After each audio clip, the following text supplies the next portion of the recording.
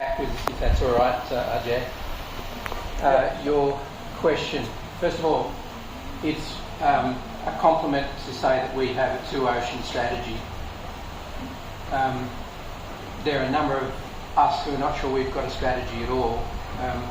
We have a mix of policies and we have a mix of assets and we have a mix of deployments and agreements. But whether we have a strategy,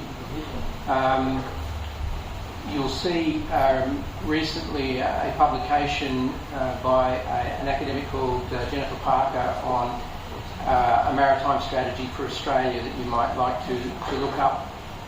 And it's ahead of a soon to be announced in the first quarter of next year a review of our Navy as part of a defence strategic review, which may reflect some strategic thinking in terms of how we structure our Navy. We are in fact a state with one of the largest maritime boundaries in the world, and it's not just two oceans, by the way. There's the Southern Ocean and the Antarctic, where we deal with Chinese fishing fleets and more assertive China into the Antarctic, and all of our strategic risk is up through choke points through the Indonesian archipelago. So we're a three-ocean and major strategic seas country, and I'm not sure we've worked that out yet.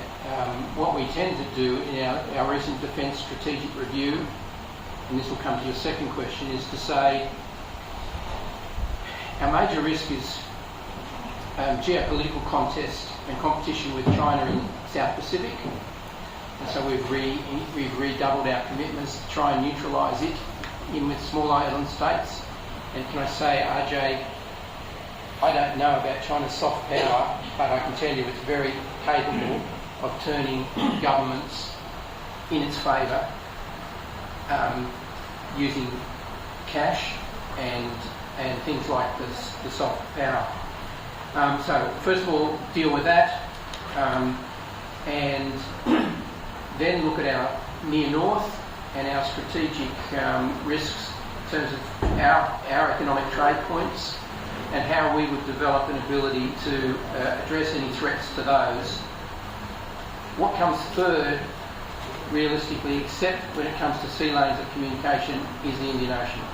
And so you'll see in Australia we pay no, increasingly we're saying we're too small to do everything.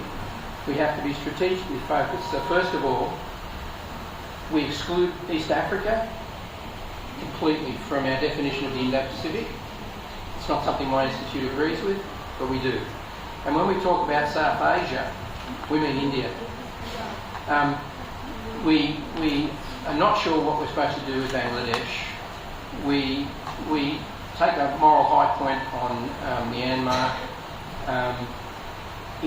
We have good relations with Bhutan and Nepal, and increasingly strong representations of those countries in our migration program. Sri Lanka is somebody we also play cricket against.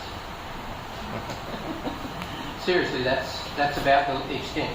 So we are poor when it comes to our strategic assessment of South Asia, and that's one of the reasons why, in me revamping our own institute journal,